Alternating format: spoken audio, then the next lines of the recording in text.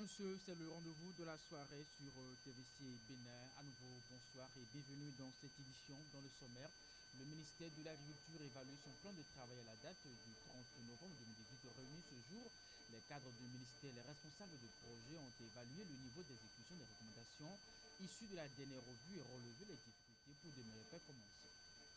L'accès aux écoles de Védocor 1 et puis Mélentin est un calvaire pour écoliers et enseignants. Suite aux dernières pluies, les écoles sont inondées. Les acteurs du système éducatif rencontrés lancent un cri de cœur à l'endroit des autorités.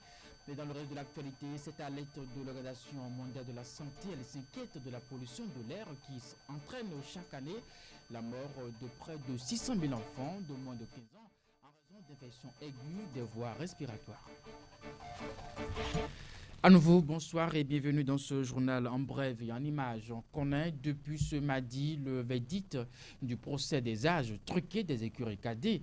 Anjurin Moucharafou, l'ancien président de la fédération, écope de 12 mois d'emprisonnement, dont 2 fermes. De même, Latifou Yessoufou, le coach, ainsi que le secrétaire administratif Zéphirin Deguénon, les joueurs écopent quant à eux 6 mois d'emprisonnement, dont 1 ferme. Par contre, Quentin Didavi, Vincentia Bokor, Moïse Ekoué et Ibrahim Mamakabi bénéficient d'une relaxe pure et simple. Le procureur spécial près la Cour de répression des infractions économiques et du terrorisme CRIET a entamé une tournée de sensibilisation des structures et institutions intervenant dans la lutte contre la corruption et autres infractions. Une tournée qui vise à informer les citoyens et ses acteurs sur la mission de son institution. Hier matin, ils étaient au siège de l'ONG Alcreux pour présenter aux membres le manuel contenant le rôle des associations de lutte contre la corruption et le renforcement de son institution. Devenu le président de l'institution. Cette rencontre entre dans le cadre d'une tournée initiée par le procureur spécial du parquet de la Criette pour la vulgarisation de la mission de l'institution dont il a la charge. Et c'est Alcré qui reçoit la visite de la délégation qui, pour de plus amples explications, a conçu un document pour l'éclairage de la population sur ses différentes missions ainsi que son fonctionnement. Dans la détermination de la mission à nous confier, nous avons, pour nous faire comprendre de nos vis-à-vis des citoyens, nous avons élaboré un manuel de procédure qui est perfectible. Dans ce document, les organisations de la société civile participant à la lutte contre la corruption ont bien des rôles à jouer, ce qui justifie leur implication dans le fonctionnement de l'appareil juridique de la Criette. Vous pouvez soit me saisir directement, dénoncer, porter les faits au procureur spécial, soit porter les faits au niveau de la BEF. Mais ce qui est recommandé, c'est que nous n'allions plus sur les médias. Je vous dis, monsieur le procureur spécial et toute la délégation qui vous accompagne, nous sommes avec vous et nous serons avec vous. Plusieurs inquiétudes ont été émises par les participants qui sont en partie les praticiens de droit, collaborateurs de l'ONG Alcré sur la constitution en partie civile de l'ONG dans certains dossiers. Est-ce que dans le paquet financier, après ces enquêtes, ces instructions, son enquête préliminaire, est-ce qu'on renvoie les personnes devant une cour où il n'y a pas le double degré de juridiction? Mais est-ce qu'en tant que technicien, parfois, c'est un reproche de les comprenez? Lorsque la Criette statue sur appel, c'est un arrêt que vous rendez, c'est un jugement. On veut être assuré. À ce jour, peu d'entre nous ont lu la loi. À ce jour. La loi dit c'est 10 ans minimum. Tu iras à l'audience en tant que magistrat du parquet pour requérir 2 ans. Pourquoi? Donc voilà les exigences professionnelles déontologiques que nous avons en tant que magistrat. Lorsqu'une politique pénale nous est indiquée, nous l'appliquons, les juges vont trancher. Et je vous rappelle, la politique pénale du parquet spécial, c'est tolérance zéro pour les crimes, les délits et crimes à caractère économique, les stupéfiants, les trafics de stupéfiants et le terrorisme. Même si le fonctionnement de l'institution laisse à désirer, l'équipe à sa tête se dit déterminée à dire le droit conformément aux dispositions de la loi l'ayant créé. Le ministère de l'Agriculture évalue son plan de travail annuel à la date du 30 novembre 2018. Réunis ce jour, les cadres du ministère et les responsables du projet ont évalué le niveau d'exécution des recommandations issues de la dernière revue et relevé aussi les difficultés pour de meilleures performances. Reportage. C'est ensemble avec les cadres de son ministère, des responsables de projets évoluant dans le domaine agricole et autres partenaires que le ministre de l'Agriculture, de l'Élevage et de la Pêche a assisté à cette revue du plan de travail annuel de son département ministériel à la date du 30 novembre 2018 pour évaluer le niveau d'exécution des recommandations issues de la dernière revue. À l'ouverture des travaux, une première satisfaction est à noter. La revue trimestrielle est rentrée dans nos habitudes. Je me rappelle très bien le coup de colère du ministre quand on tardait à organiser la revue du premier trimestre. Depuis, nous avons pris note. Je peux dire ma satisfaction devant le fait qu'aujourd'hui, chacune de nos structures a intégré cette activité. Je reconnais ici et devant tout le monde l'effort que vous faites pour accompagner les diverses composantes de ce secteur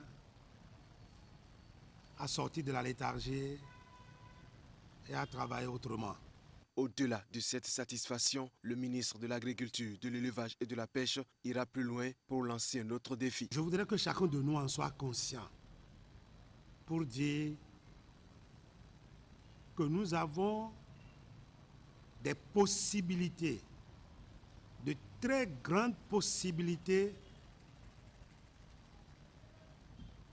d'établir nos rapports une semaine à la fin de l'exécution du budget trimestriel. Et je vous lance encore ce challenge. Pour que le budget 2019 tienne compte de ce besoin et que chaque direction s'équipe en conséquence. Moment propice pour suivre l'adéquation entre les crédits consommés, les activités menées et surtout les résultats atteints. Gaston Dossoui dresse le point. Mais au 30 septembre 2018, le taux d'exécution financière, base engagement, n'est que de 57,89% et le taux de réalisation des activités du PTA, 45,26%. Et ça, c'est relativement faible au regard de la consommation du troisième trimestre de l'année 2018 à 75% attendu. Les travaux se poursuivent pour identifier les difficultés dans l'atteinte des objectifs afin d'avoir le meilleur résultat dans l'exécution des tâches. La délégation préfectorale de Lomé, assistée par le procureur du tribunal de première instance de Porto-Novo, ont procédé à la cérémonie d'installation du comité de l'Union des coopératives d'aménagement rural de la commune d'Adioun. Au cours de cette sortie, le préfet a présenté à la population la liste des personnes choisies par les deux camps pour assurer le développement de cette palmier à huile dans la vallée de Lomé. C'est dans une ambiance festive que la délégation préfectorale a été accueillie à Akpadonou. Une fois le comité installé, Joachim Akpiti a procédé à la présentation des nouveaux membres choisis pour valoriser et faire prospérer le secteur du palmier à huile. Mais dans la foule, des mécontents s'insurgent contre la présence de certaines personnes dans le dit comité. Ces dernières seraient entachées par des faits de malversation à la tête de la coopérative les années antérieures. Pour calmer les ardeurs, Baudou Florentin, procureur du tribunal de première instance de Porto-Novo, promet d'ouvrir une investigation sur les faits dénoncés par le camp adverse et appelle à la tempérance. Poser un camp. Il a été demandé à chaque camp de produire une liste. C'est déjà une logique de conciliation, d'apaisement. Que la population, les coopérateurs saisissent ce message. On a imposé l'hégémonie de qu'un camp. Les deux camps ont été traités de façon égalitaire. Donc, il n'est pas question de penser que par ces manœuvres, un camp va réussir à s'imposer. À son tour, le préfet de l'OME rassure aussi la population. Le problème qui s'est posé à nous, c'est que les coopérateurs contestent une liste. Il semblerait qu'il aurait des personnes désignées, des personnes qui avaient géré cette coopérative et qui auraient faire des malversations. Donc c'est ce qui nous a amené à leur demander de garder la sérénité, de garder leur calme pour que nous puissions retourner, demander à ces responsables de nous faire d'autres. Les séances d'installation des comités paritaires et l'actualisation des différents registres institués suite à l'arrêté interministériel 063 du 20 septembre 2008 ont démarré depuis le 15 octobre, respectivement dans les communes d'Adjouron et Djonou et se poursuivent dans toutes les autres coopératives. Les bureaux de la Cour constitutionnelle seront déménagés vers le quartier Les Cocotiers, route de l'aéroport, à partir du lundi 3 décembre 2018. Un déménagement dû aux travaux de réfection et de réaménagement de son siège de Ganry, des travaux qui s'imposent à cause de la vétusté des bâtiments qui datent de 1983. Et pour mieux répondre aux exigences actuelles, la Cour et le gouvernement de la rupture se sont donné la main pour engager des réformes infrastructurelles. Et c'est ce qui refonde la déclaration de presse de ce matin, animé par le secrétaire général de la Cour. On l'écoute. Pour compter du lundi 3 décembre 2018, les différentes directions et services administratifs et techniques de la Cour, de même que tous les conseillers de la Cour constitutionnelle et le cabinet du président, seront installés dans des bâtiments provisoires loués à cet effet par le gouvernement au profit de la Cour constitutionnelle. Cela veut dire que tous ces services devraient avoir libéré les bâtiments qui abrite le siège actuel de la Cour constitutionnelle et dans lesquels nous nous trouvons présentement. Il en est ainsi qu'à la haute juridiction a obtenu le soutien du gouvernement pour procéder à la réfection et à la rénovation du siège actuel en attendant la construction à l'avenir du siège définitif de la Cour dont le principe est déjà acquis entre les deux organes de l'État. Un plan de rénovation a ainsi été élaboré avec la contribution du ministère du Cadre de vie. Les travaux de réhabilitation et de rénovation qui devront démarrer feront l'objet d'un appel d'offres public ouvert aux entreprises outillées dans l'exécution de pareilles œuvres. Je vous l'annonçais en titre, l'accès aux écoles de Védocor 1 et Ménontin est un calvaire pour écoles et enseignants. Ensuite, aux dernières pluies, les écoles sont inondées. Les acteurs du système éducatif rencontrés lancent un cri de cœur à l'endroit des autorités. C'est un reportage signé Huguette Ozogo et Alestoti. Ces images tournées à l'école primaire publique Védocor témoignent de l'ampleur du phénomène de l'inondation. Ici, dès que le ciel s'assombrit, la désolation se lit sur le visage de ces âmes innocentes appelées à servir la République sous peu. Un témoignage expressif qui retient l'attention. Je voudrais prévenir le chef de l'État que l'école primaire publique de Védocor 1, quand il pleut, il y a une grave inondation. Quand les élèves pourront passer, ils auront des difficultés à rentrer dans leur salle. On a du mal à faire le mal les lundis. Face au sinistre, doit-on attendre que l'école ferme ses portes avant d'agir? La mairie prend des sous. Il y a des trucs délégués ou bien je sais comment ils appellent dans leur jargon là-bas, que la mairie perçoit chaque année sur le dos des écoles. Et aucune action ne se fait. À Calavi, on regroupe au moins ces sous pour agir dans une ou deux écoles par an. Mais à Cotonou ici, on ne sait pas comment ça se passe.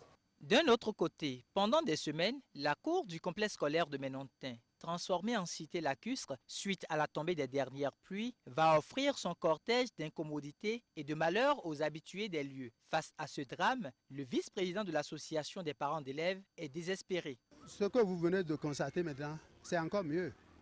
Sinon, dans les temps passés là, vraiment, c'est encore pire. Ça ne date pas d'aujourd'hui. Même il arrive des fois même que toute la cour est inondée.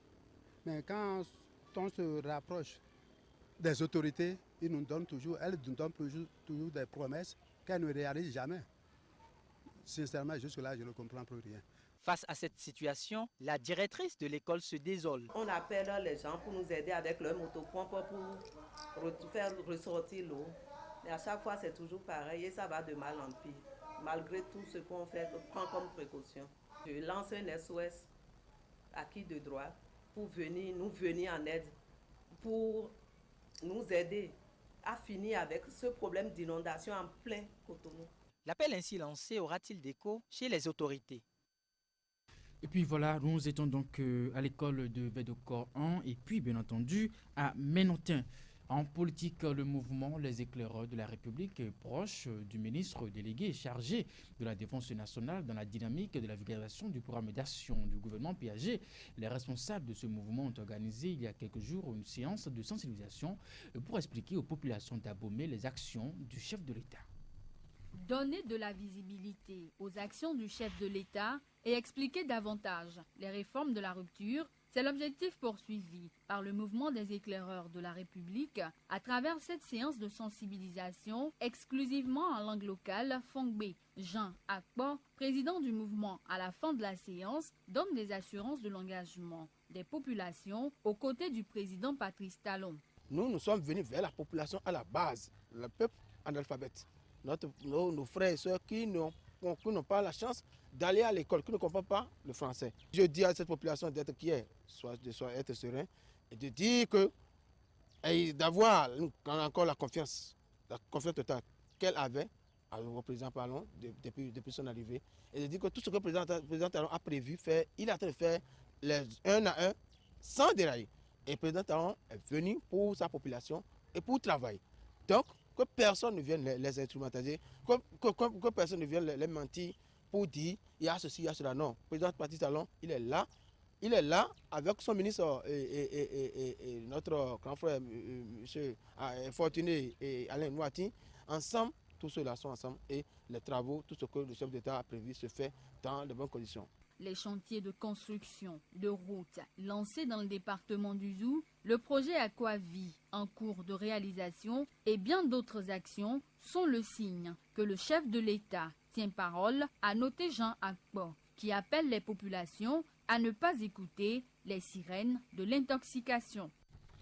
La ville de Boycon a abrité au cours de la semaine écoulée l'atelier régional d'engagement des élus locaux du sud de Bénin sur la promotion de la nutrition et de l'alimentation. Les participants élus locaux, membres des associations de la PACIB Bénin et les acteurs du monde agricole ont pris l'engagement de s'investir davantage dans la promotion de la nutrition au Bénin. Le projet Saint-Bénin entendait s'engager et investir plus de la nutrition et l'initiateur de ces rencontres. C'est fort d'un constat amer de la situation nutritionnelle dans les communes, surtout celles rurales, que s'est déroulé cet atelier qui a pour but d'emmener les élus locaux à s'investir dans la nutrition au sein de leur commune.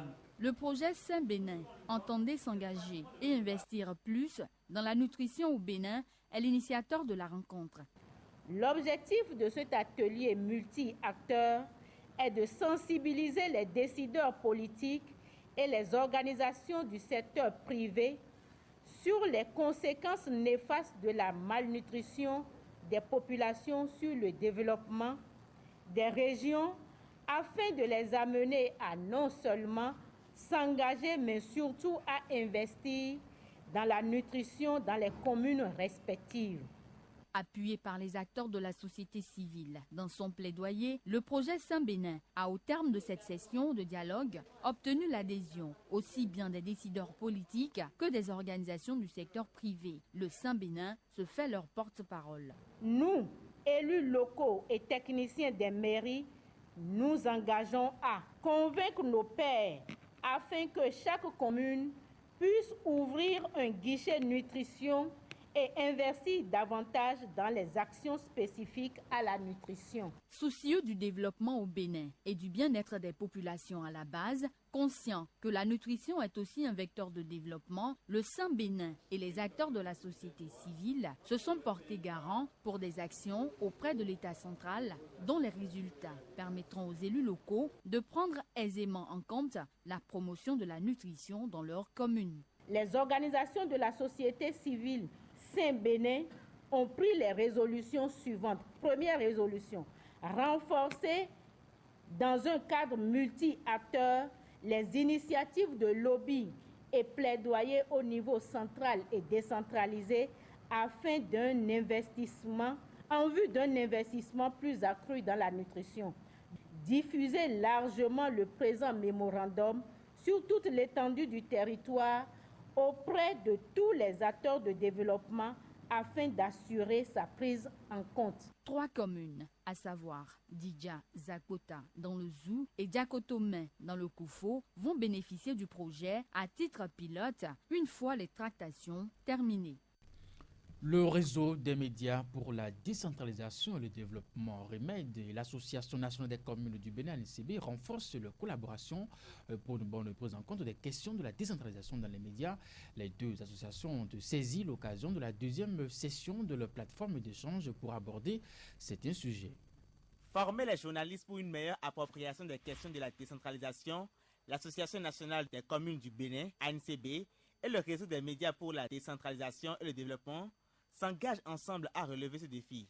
Cette deuxième session de la plateforme d'échange entre l'ANCB et le REMED a été l'occasion de discuter des activités du réseau et solliciter davantage le soutien de la fêtière des communes. Le président du réseau a fait le plaidoyer dans ce sens. Il faut une culture de la décentralisation pour que la décentralisation vive dans ce pays. Et cette culture-là, c'est véritablement les médias, les journalistes qui peuvent contribuer à propager cette culture-là, et ils ne peuvent jamais le faire s'ils ne sont pas organisés et appuyés.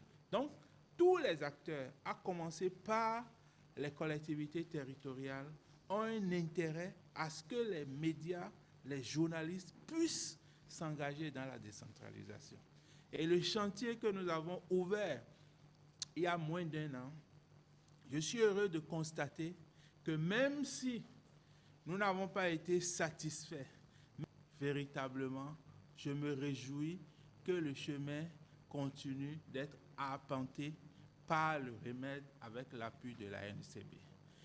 Le président de l'ANCB n'est pas resté insensible aux doléances du réseau. Luc Setanji Atrokpo a promis plus d'engagement aux côtés du REMED. On dit souvent que lorsque l'élu travaille sans communiquer, qu'il perd le pouvoir. Et que lorsqu'il communique aussi sans travailler, il perd aussi le pouvoir. Donc dans les deux cas, il perd le pouvoir. Mais quand il travaille et qu'il communique, il reste au pouvoir. Moi, j'y crois et je prends l'engagement que nous ferons plus que ce que nous faisons aujourd'hui. Les perspectives sont bonnes. Aujourd'hui, à l'ANCB, je peux dire que nous avons plus de partenaires aujourd'hui qu'hier. La rencontre 2018 de la plateforme d'échange ANCB-REMED est financée par le projet d'appui aux associations nationales et locales de collectivités, PACOL. Sa Majesté Oroloye Ayetou, roi de Glazoué, a rejoint ses ancêtres le 24 juillet dernier, 3 mois après. Les cérémonies de ses obsèques ont démarré par une cérémonie d'hommage et d'enlèvement de deuil. Les autorités départementales de la culture des collines ont représenté le gouvernement.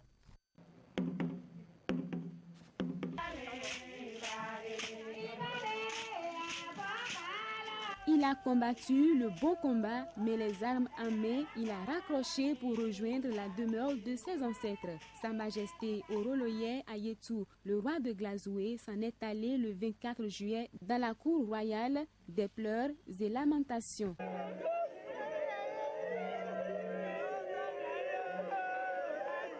Cérémonie traditionnelle d'enlèvement de deuil, les dignitaires ont rendu à l'illustre disparu des hommages mérités. Immolation d'un bœuf, coup de canon, des rituels qui consacrent la magnificence de celui qui fut le roi de Glazoué. C'est lui seul qui a droit à cet honneur-là.